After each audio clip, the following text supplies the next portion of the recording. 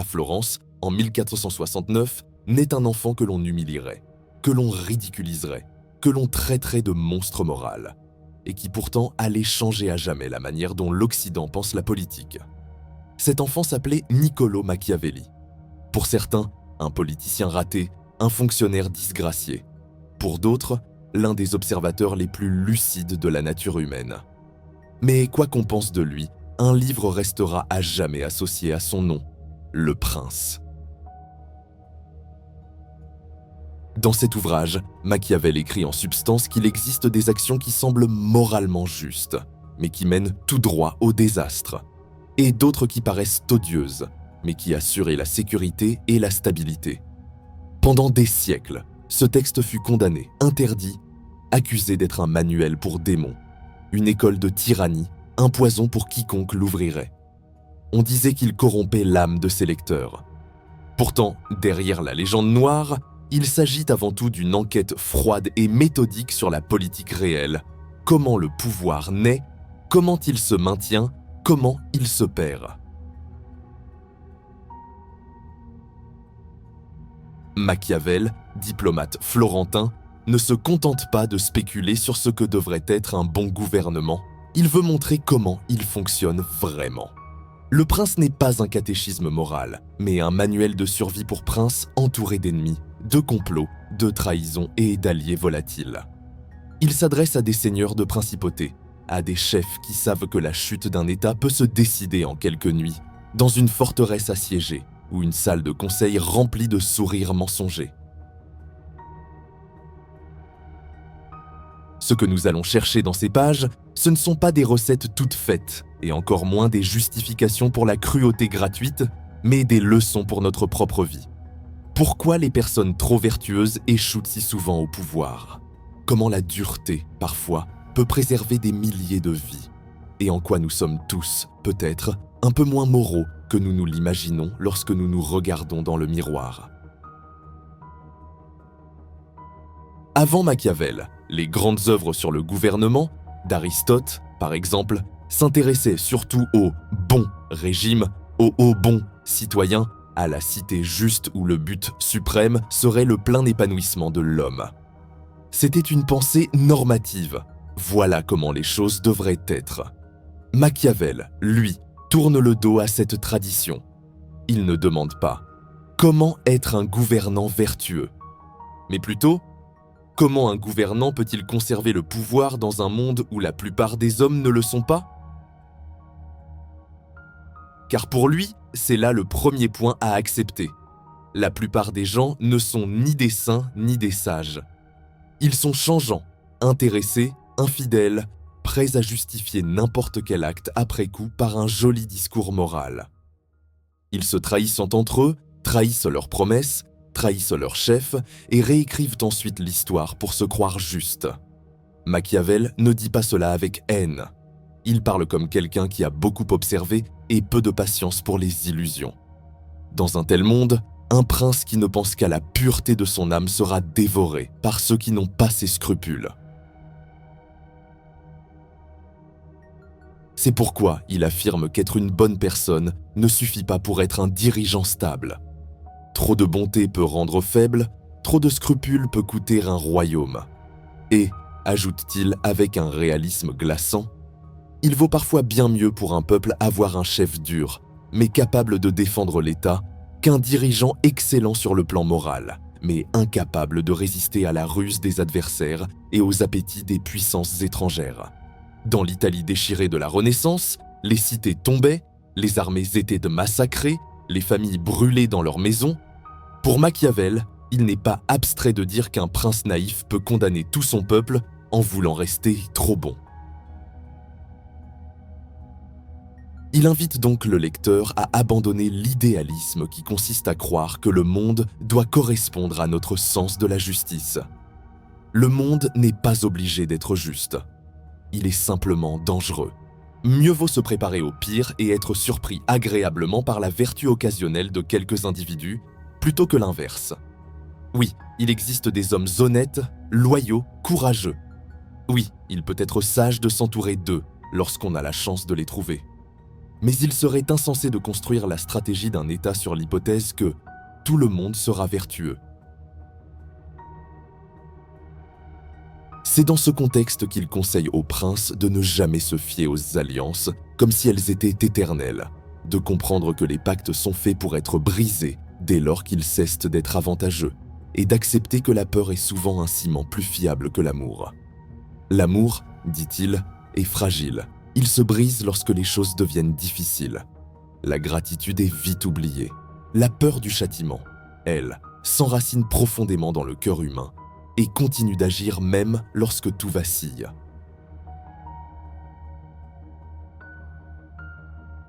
De là vient aussi une autre thèse célèbre de Machiavel. Il est plus important pour un dirigeant de paraître bon que de l'être réellement. Car les hommes jugent surtout avec leurs yeux. Ils voient les gestes, les symboles, les apparences. Peu d'entre eux comprennent ce qui se joue dans les coulisses. Ainsi, mieux vaut savoir jouer le rôle de l'homme juste, clément, pieux, même si, en coulisses, on est capable de décisions qui ne le sont pas. Non pas par cynisme gratuit, mais parce qu'un prince qui refuse absolument d'entrer dans le mal quand la situation l'exige laissera sa place à un autre, possiblement plus brutal, et son peuple paiera le prix de sa pureté. Ce réalisme radical lui a valu d'être traité de démon ou de psychopathe. Pourtant, ce qu'il exprime rejoint quelque chose que la psychologie moderne appellera plus tard l'ombre, toutes les facettes sombres, agressives, opportunistes de la nature humaine que nous préférons ne pas voir, mais qui ne disparaissent pas pour autant. Machiavel nous dit simplement « Elles existent, elles agissent, et celui qui gouverne doit apprendre à les reconnaître, chez les autres comme en lui-même. Refuser de les voir ne les abolit pas. Cela rend seulement le dirigeant aveugle dans une pièce pleine de couteaux. » Il existe une idée profondément déroutante chez Machiavel, mais d'une honnêteté implacable. Parfois, la cruauté peut être une forme de bonté déguisée, tandis qu'une indulgence excessive devient une cruauté différée.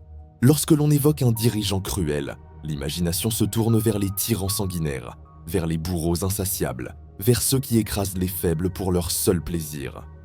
Mais pour Machiavel, la cruauté utile n'a rien à voir avec ces monstres-là. Elle est froide, précise, presque chirurgicale.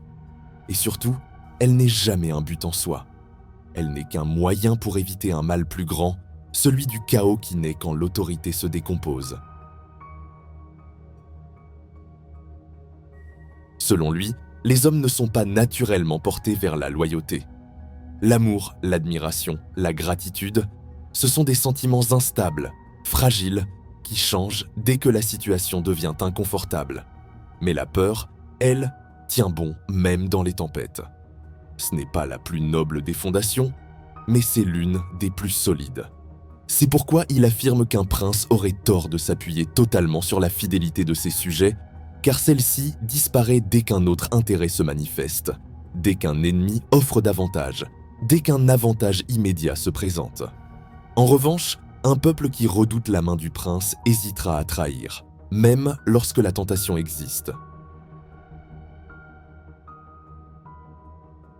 Machiavel va jusqu'à dire qu'un chef trop clément envers les perturbateurs, les traîtres ou les criminels finira par ruiner son propre État, car ceux qui l'épargnent aujourd'hui reviendront demain avec davantage de force, de colère ou d'alliés. La clémence mal placée ne fait qu'accumuler les haines, multiplier les factions, laisser fermenter un ressentiment qui finira par écraser le souverain. Paradoxalement, une décision sévère au bon moment peut éviter un bain de sang plus tard. Une punition exemplaire peut prévenir une révolte généralisée. Une fermeté impopulaire peut sauver des centaines de vies que l'indulgence aurait condamnées.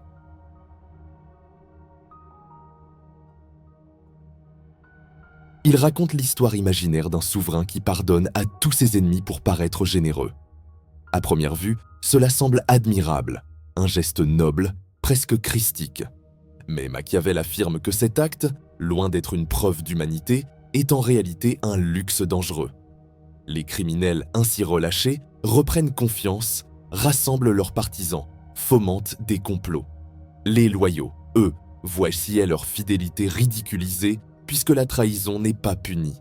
Et lorsque la révolte éclate enfin, car elle éclatera, le souverain devra réprimer un soulèvement infiniment plus vaste, plus violent, plus destructeur que ce qu'il aurait évité par une simple décision énergique au début. C'est ici qu'on comprend à quel point Machiavel est souvent mal interprété. Il ne dit pas « sois cruel ». Il dit « si tu refuses d'être dur lorsque les circonstances l'exigent, tu condamnes ton peuple à un mal encore plus grand ». Il ne défend pas la brutalité gratuite, il défend la responsabilité tragique. Dans un monde où les États pouvaient être détruits en une semaine, où les familles pouvaient être exterminées pour une erreur de jugement, la douceur permanente n'était pas une vertu. C'était un suicide politique.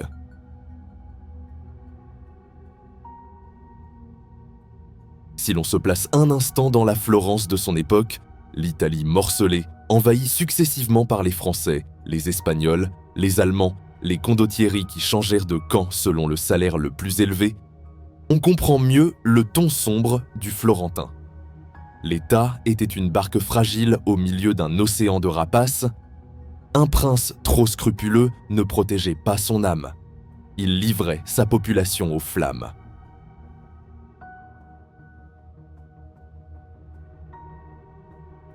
C'est sans doute pour cela que Machiavel accorde une importance presque sacrée au pouvoir, non comme un caprice personnel, mais comme la première condition de la sécurité collective. Pour lui, aucun objectif ne surpasse celui-là. Un prince doit d'abord posséder la force, ou il perdra tout le reste. Sans force, il n'est qu'un pion que les puissances étrangères balayeront sans effort, laissant son peuple à la merci des pillards. Il recommande donc de ne pas dépendre de mercenaires, ces soldats qui, au premier danger, se débandent. La seule armée fiable est composée de citoyens défendant leur foyer, leurs terres, leurs enfants. La seule puissance durable est celle que l'on construit soi-même.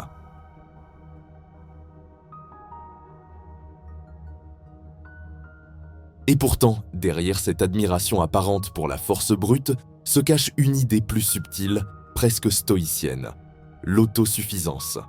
Pour Machiavel, un prince doit être indépendant, maître de son existence, non soumis aux caprices d'autrui. Et cette exigence se retrouve étonnamment dans les conseils de Sénèque. L'homme sage doit être capable de se suffire à lui-même, de ne dépendre ni des richesses, ni des flatteurs, ni du regard des autres pour exister. Un chef, comme un individu, ne peut rayonner que s'il n'a pas besoin d'être sauvé. Il y a dans cette idée une forme de noblesse paradoxale, un appel à l'indépendance intérieure autant qu'à la force extérieure.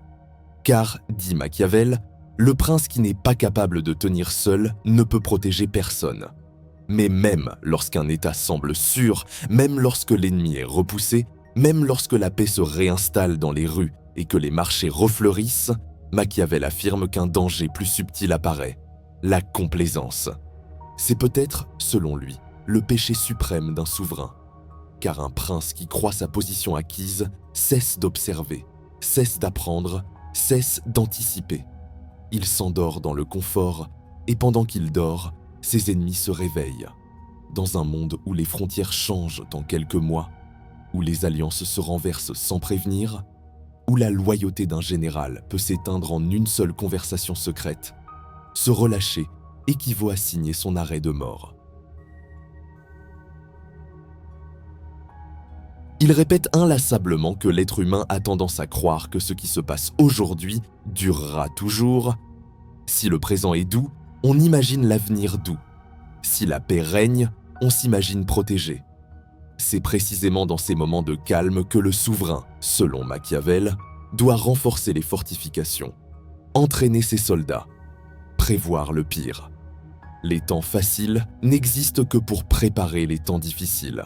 Ils ne sont jamais une fin, seulement une pause, offerte par le destin. Cette idée résonne étrangement avec les réflexions de certains penseurs modernes. Sartre, par exemple, voyait dans le répit, non pas la fin de la souffrance, mais une parenthèse où l'on aiguise sa lucidité.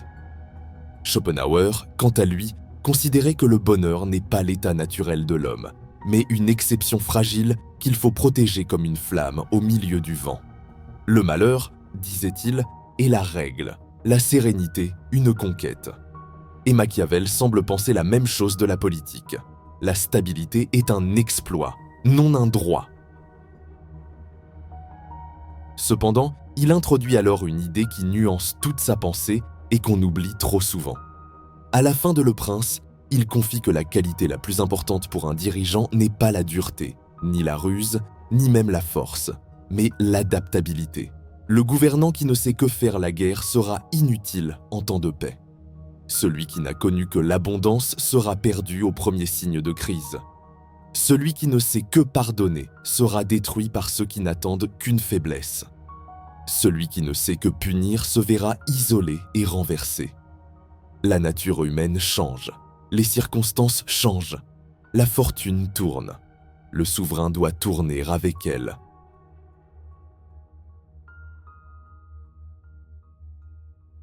Gouverner n'est pas une science exacte. Ce n'est ni la géométrie, ni l'arithmétique. C'est un art mouvant, instable, fait de regards, de peurs, de rumeurs, de forces invisibles, d'intérêts contradictoires. C'est pourquoi Machiavel détesterait que l'on prenne ses conseils à la lettre, comme un dogme applicable en toute époque. Il aurait été le premier à dire « Ne m'imitez pas, comprenez-moi ». Ces règles ne sont pas des lois éternelles, mais des réflexions nées d'un moment historique précis, les déchirements de l'Italie renaissante. Appliquer Machiavel sans adapter Machiavel, c'est déjà trahir sa pensée. Et c'est ici que la notion grecque de phronésis, la sagesse pratique, prend tout son sens. Savoir quand un conseil doit être suivi, quand il doit être nuancé, quand il doit être rejeté. La philosophie ne sert pas à remplacer notre jugement, mais à l'aiguiser. Machiavel lui-même n'aurait jamais voulu être un oracle absolu. Il voulait pousser ses lecteurs à ouvrir les yeux, non à se boucher les oreilles. Il y a dans Le Prince un miroir. Et ce miroir n'est pas destiné seulement aux gouvernants, mais aussi à chacun de nous.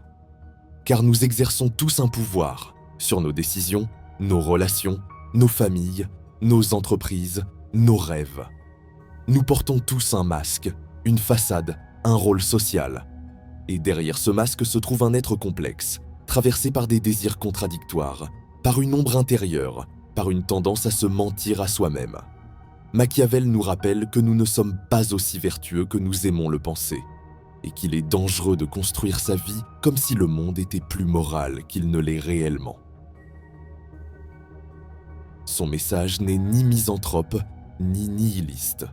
Il est simplement cru. L'homme n'est pas un ange, dit Machiavel, et celui qui organise sa vie comme s'il en était un sera détruit par ceux qui savent ce que les hommes sont réellement. Mais paradoxalement, cette lucidité ouvre aussi un chemin vers une forme de sagesse. Se libérer de l'illusion permet d'éviter les pièges. Voir le monde comme il est permet d'agir avec efficacité et parfois même avec plus d'humanité que ceux qui s'aveuglent avec de bonnes intentions. Dans les dernières lignes de notre récit, il convient de revenir à une phrase parmi les plus profondes du Florentin, une phrase qui résonne comme un avertissement et comme une vérité intemporelle.